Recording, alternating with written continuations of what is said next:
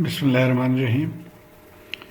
इस वीडियो में हम आरएमएस या जिसको इफ़ेक्टिव भी कहते हैं, इफ़ेक्टिव वैल्यू के बारे में पढ़ेंगे और ये फॉर एसी पावर कैलकुलेशन है।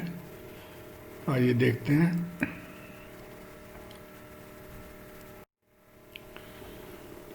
अब सबसे पहले हम इसको आरएमएस क्या है उसको समझने की कोशिश करते हैं। इसको कहा जाता है रूट मीन स्क्वायर, लेकिन ये मानी कोई बहुत ज़्यादा कन्वे नहीं करता इसके मतलब क्या है। तो बेसिकली ये हुआ कि जब शुरू में आपको पता होगा कि सबसे पहले तो डीसी सिग्नल्स या डीसी इलेक्ट्रिसिटी से शुरुआत हुआ था। उसके बाद टेस्ला ने फिर एसी इन्वेंट किया। तो उस ज़माने के लोग पूछते थे कि ये किसके बराबर है। ये जो आप अगर फ़र्ज़ करें 100 वोल्ट डीसी है तो एसी जो है इसके बराबर में कितने वोल्ट एसी होगा। तो उसका एक तरीका लोगों ने यह निकाला कि amount of AC that produces the same heating effect as an equivalent DC. तो अब ये डीसी से आप हीट कर रहे हैं पानी को और यहाँ एसी से हीट कर रहे हैं पानी को, जितने टेम्परेचर पे दोनों सेम अमाउंट है पानी और सेम टेम्परेचर पे लाने के लिए एसी वोल्टेज की मकदार जो है वो क्या है। तो ये पता चला कि ये बेसिकली एक 141.4 पीक टू पीक है, लेकिन पीक टू पीक या पीक ऊपर है प्लस और माइनस 141 नीचे। लेकिन आमतौर पे चूँकि पीक यूज़ नहीं होता तो इसको भी कहा गया कि यह 100 वोल्ट एसी है और इसका नाम इफ़ेक्टिव दिया गया। पहले तो इसको आरएमएस कहा जाता था, लेकिन अब ज़्यादातर लोग इसको इफ़ेक्टिव कहते हैं। तो 100 वोल्ट एसी इफ़ेक्टिव, यानी जो हम घरों में मीटर से अपने घर की अगर मेजर करना चाहे वोल्टेज तो वो भी आरएमएस होता है। तो ये एक कॉन्सेप्ट तो इसका ये है। अब बेसिकली आरएमएस है क्या, कैसे निकालते हैं, तो इसको देखिए ये फॉर्मूला है इसके आरएमएस या इफेक्टिव निकालने के लिए। अब तीन चीज़ें इसके अंदर हैं। ये सबसे पहले जो भी सिग्नल है उसको स्क्वायर करते हैं। अब जैसे ये सिग्नल है, अब इसकी अगर हम एवरेज लेंगे तो ये तो ज़ीरो हो जाएगा क्योंकि जितना ऊपर है उतना ही नीचे है। तो हम इसको स्क्वायर कर देते हैं ताकि दोनों ही पॉजिटिव हो जाए। तो ये ऊपर पॉजिटिव और नेगेटिव जो है वो भी स्क्वायर हो गया पॉजिटिव। तो हमने इसको स्क्वायर कर लिया और उसके बाद हमने क्या किया कि इसका एवरेज ले लिया स्क्वायर करने के बाद एवरेज। तो ये 1/t और इंटीग्रल 0 तो स्क्वायर कर दिया। उसके बाद एवरेज या मीन ले लिया और उसके बाद उसका हमने अंडर रूट ले लिया। तो अगर आप इधर से चले यहाँ से राइट साइड से तो क्या हो गया, पहले स्क्वायर्ड फिर मीन और फिर रूट। तो ये बेसिकली इसका कॉन्सेप्ट है। इस तरह से आई इफ़ेक्टिव पता किया जाता है और वही वी इफ़ेक्टिव के लिए भी same technique same formula use होता है। तो आई इफ़ेक्टिव जो अब आजकल ज़्यादातर ये यूज़ हो रहा है आई इफ़ेक्टिव, वो basically I R M S ही है। और इसी तरह वी इफ़ेक्टिव जो है वो basically V R M S है। अब हमने पावर कैलकुलेट करना है। पावर में बहुत सारी कन्फ्यूजन्स हैं, बहुत सारे फार्मूलाज हैं। आपने सिर्फ एक फार्मूले को याद रखना है और वो इनमें से कोई एक अगर आप याद रख लें, जैसे ये है, आप इसको याद रख लें कि half V maximum multiply by I maximum और cos of the angle between the voltage and current. ये फार्मूला आप एक याद रख लें, इससे आप तमाम फार्मूलाज पावर के आप डिराइव कर सकते हैं। तो इसको आप एवरेज पावर कहते हैं या इफेक्टिव पावर कहते हैं। अच्छा, अब यहाँ से अगर आपने आरएमएस में जाना है तो आरएमएस आपको पता होगा कि वी.एम डिवाइडेड बाय √2 करते हैं तो आरएमएस हो जाता है। तो इस 2 को हमने क्या किया, √2 और √2 के फॉर्म में यहाँ डिवाइड कर लिया, बाकी चीज़ें सेम रह गई। तो यहाँ से ये भी आ जाता है कि V R M S I R M S cos theta V minus theta है।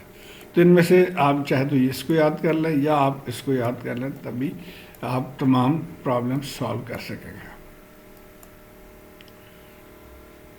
अच्छा, अब यहीं से हम निकाल सकते हैं कि अगर सिर्फ रजिस्टर हो तो पावर एब्जॉर्ब बाई रजिस्टर क्या होगा। तो रजिस्टर में वोल्टेज और करंट के दरमियान कोई लैग नहीं है, सेम है, यानी ये दोनों बराबर होंगे तो ये 0 हो जाएगा। तो cos 0 1 के बराबर हो गया। So P in the resistor क्या हो जाएगा कि V R M S I R M S. अब उसी को आप चाहे तो v को in terms of I over R लिख लें तो आई स्क्वायर आर हो जाएगा, या आई को v ओवर आर सॉरी यहाँ पे v आई इंटू आर लिख लिया इस v को और मल्टीप्लाई बाई आर, तो आई स्क्वायर आर हो गया यहाँ पे। और इसको अगर आप चाहे वोल्टेज में कन्वर्ट करना तो v ओवर आर लिख लें और v आर एम एस से मल्टीप्लाई हो गए वी स्क्वायर ओवर आर। तो ये सिर्फ रेजिस्टिव सर्किट के लिए, बाकी सिर्फ एक फार्मूला आप याद रखें और टेक्निक आप जहन में रखें तो आप इसको भूलेंगे नहीं। तो यहाँ पे चंद एक सवाल मैंने जो बुक में सॉल्व है और प्रैक्टिस प्रॉब्लम है उसको इंशाल्लाह हम सॉल्व करेंगे। इस तरह तमाम सवाल जो हैं वो इस तरह से उन्होंने दिए हुए हैं, आपको ग्राफ बनाए हुए हैं का आपने इसको समझना है पहले। अगर आपको इसकी समझ नहीं है तो मैं रिकमेंड करूँगा कि मेरे चैप्टर 1 के वीडियोस को ज़रूर देखें, मैंने उसमें ये बड़े तफसील से एक्सप्लेन किया हुआ। अच्छा चलो अब सवाल को पढ़ते हैं। Determine the RMS value of the current. तो इस जो करंट वेव फॉर्म है इसके आरएमएस वैल्यू पहले हमने निकालना है, यानी आई आरएमएस निकालना है। If the current is pass through a 2 ohm resistor, अब उसी करंट को हम 2 ओम रजिस्टर्स में अगर गुजारें तो find the average power absorb by the register. तो सबसे पहले हमने इसको डिफाइन करना है कि ये है क्या। आइए देखते हैं। देखिए यहाँ हमने सिर्फ एक साइकिल को लिया, यहाँ से देखिए ये 0 से लेके 4 तक इसके जो है टाइम पीरियड है, उसके बाद ये फिर ग्राफ जो है रिपीट हो रहा है। तो एक तो टाइम पीरियड हमने डिटरमिन कर लिया कि टाइम पीरियड 4 है। उसके बाद इसको कैसे हम डिफाइन करेंगे, उसके लिए देखिए ये जितने भी ग्राफ्स होते हैं उसमें जो वर्टिकल लाइंस हैं ये बिल्कुल बेकार है, इसकी कोई अहमियत नहीं है, सिर्फ खूबसूरती के लिए ड्रॉ किया जाता है। तो अगर मैं इसको डॉटेड शो कर दिया तो हमारे पास क्या बचा कि एक ये स्लोप वाली लाइन है और ये स्ट्रेट लाइन है। इस स्लोप के लाइन को आपको याद होगा कि आप y is equal to M X plus C के टेक्निक से इसको डिफाइन करते हैं। तो यहाँ पे m या स्लोप क्या होगा, y 10 है और x 2 है, तो 10 डिवाइडेड बाई 2 5, यानी m 5 हो गया। और चूँकि हमारा t एक्सिस है तो इसको हम t लिखेंगे, तो हम इसको कहेंगे कि 5t है। ये graph between 0 to 2, t between 0 to 2 इसकी जो वैल्यू है वो है 5t। अच्छा, और दूसरे पोर्शन में क्या है कि ये कांस्टेंट लाइन है, कोई स्लोप नहीं है।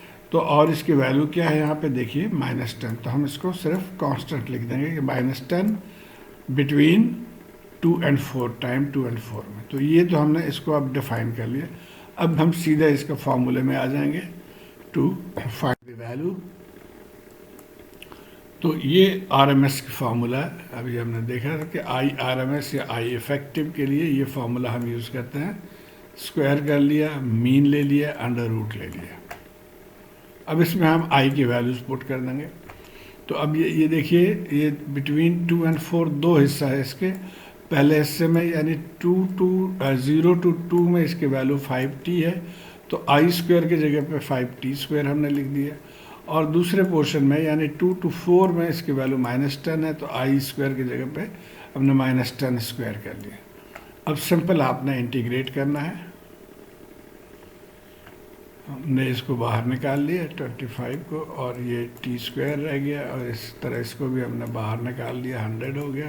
तो इंटीग्रल ऑफ डी टी, और आई एम श्योर आपको इंटीग्रल पता है, टी स्क्वायर क्या हो जाएगा, टी क्यूब डिवाइडेड बाय 3, और इसके लिमिट 0 to 2। इसी तरह इंटीग्रल डी टी हो जाएगा टी के बराबर, और लिमिट 2 to 4। ये वैल्यूज़ आप पुट कर देंगे तो ये आपके पास आंसर आ गया I R M S square.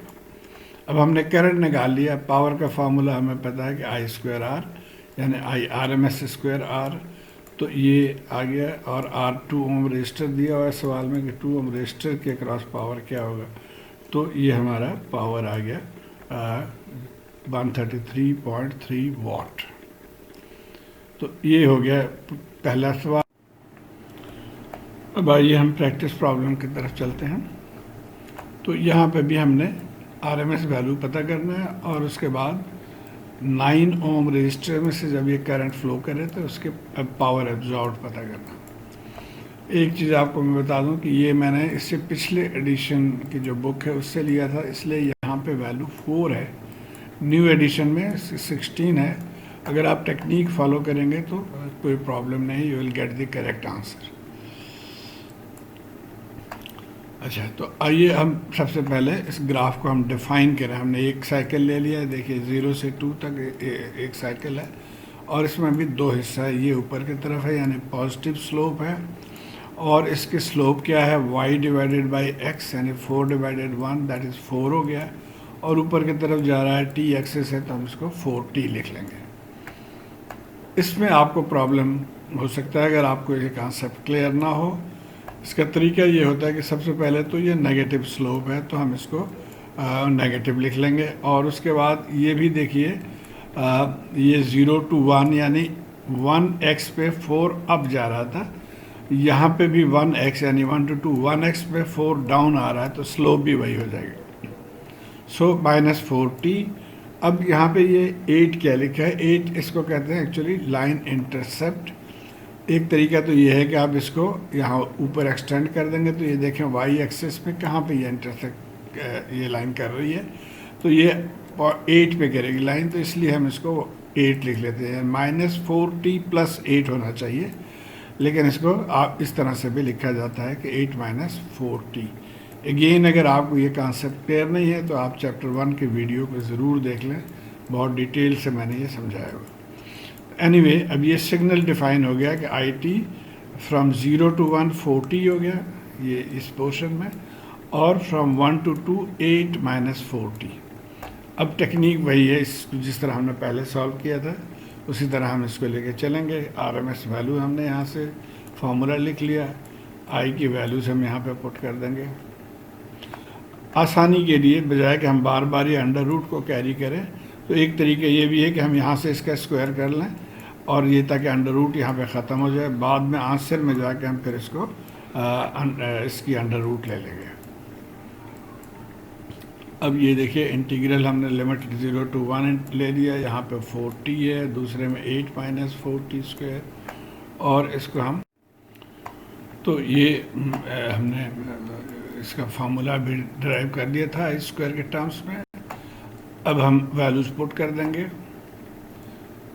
यहाँ से, इसको देखिए अब 16t² हो जाएगा। इसको हमने ओपन कर लिया ब्रैकेट फार्मूले से, और अब हम इनको इंडिविजुअली इंटीग्रेट कर लेंगे। इसको इंटीग्रेट किया 16t⁻³ आ गया, और इसी तरह इन सबको इंडिविजुअली हमने इंटीग्रेट कर दिया और इनके लिमिट्स पुट कर दिए। और अब ये लिमिट्स आप सॉल्व कर लीजिए इसको, और ये मैंने शो किया हुआ है यहाँ पे डिटेल्स। तो फाइनल आंसर आ गया 16/3। अब ये था IRMS², तो अब इसका हम अंडर रूट ले लेंगे, तो IRMS जो है वो √16/3 दैट इज़ 2.309 एम्पेयर। और पावर चूँकि रेजिस्टेंस में है तो हम डायरेक्ट वही IRMS² R फार्मूला डाल देंगे, तो ये 48 वाट पावर आ गया हमारे पास। क्विकली ये दो एग्जांपल 11.8 अगेन ये आपके बुक में सॉल्व है। ये हाफ वेव रेक्टिफायर आपको पहचान होगा इसका कि हाफ वेव रेक्टिफायर सर्किट है। यहाँ हमने क्या पता करना है, waveform shown, half wave rectifier sine wave, find the RMS value and the amount of average power dissipated in the 10 ohm resistance. तो RMS value of the voltage, ये चूँकि वोल्टेज सिग्नल है तो इसके RMS वैल्यू हम निकालेंगे। Technique वही है कि हमने पहले टाइम पीरियड देख लेते हैं। देखिए यहाँ से लेके यहाँ तक टाइम पीरियड है, सो 2π। सिग्नल को डिफाइन कर लेते हैं, ये साइन है, साइन 0 = 0 होता है तो ये 0 से शुरू हो रहा है, इसलिए हम इसको कहेंगे ये साइन सिग्नल है। तो साइन सिग्नल मैग्नीट्यूड 10 है, सो 10 sin t कहाँ से कहाँ तक है, 0 से π तक, 0 से π तक, और उसके आगे क्या है, ये 0 है, तो ये 0 है, हमने इसको लिख लिया। अब बाकी टेक्निक एग्जैक्टली सेम है, हमने ये फार्मूला यूज़ करना है। और ये देखिए यहाँ पे भी हमने इसको स्क्वायर कर लिया ताकि अंडर रूट ख़त्म हो जाए। ये आ गया, वैल्यूज़ पुट कर देते हैं, यहाँ पे हम sin t² आ गया और ये 0 हो गया। अब इंटीग्रल ऑफ साइन जो है वो ज़रा मुश्किल है डायरेक्टली, इसलिए इसको हम कन्वर्ट कर लेते हैं इस फार्मूले की मदद से। sin² t is half 1 minus two cos 2t, ये फार्मूला लगा के तो आसानी से हम इसको इंटीग्रेट कर सकते हैं। तो ये आ गया हमारा। और उसके बाद आप, आई होप आप इसको स्टेप को फॉलो कर पाएंगे कि ये कॉस से फिर साइन हो गया इंटीग्रल और वैल्यूज़ हमने पुट कर दिया। तो फाइनल आंसर हमारे पास आ गया 25 V/RMS²। सो V/RMS हो गया 5, और पावर के लिए भी V²/R फार्मूला हम डाल देंगे, तो ये हमारा 2.5 वाट पावर आ गया। और एग्जैक्टली इसी तरह ये फुल वेव रेक्टिफायर का है, सिर्फ फ़र्क क्या है यहाँ पे कि अब टाइम पीरियड यहाँ तक हो गया, क्योंकि ये हर पाई के बाद ये सिग्नल जो है ये रिपीट हो रहा है, तो टाइम पीरियड बाकी चीज़ें सेम। सो ये 8 sin t हम इसको लिख लेंगे, और टाइम पीरियड जो है वो पाई के बराबर है।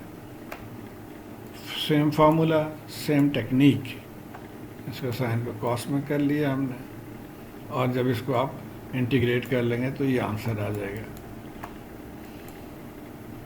सो V/RMS √32 यहाँ से, और ये 5.657, और पावर V²/R के फार्मूले से 5.33 वोल्ट।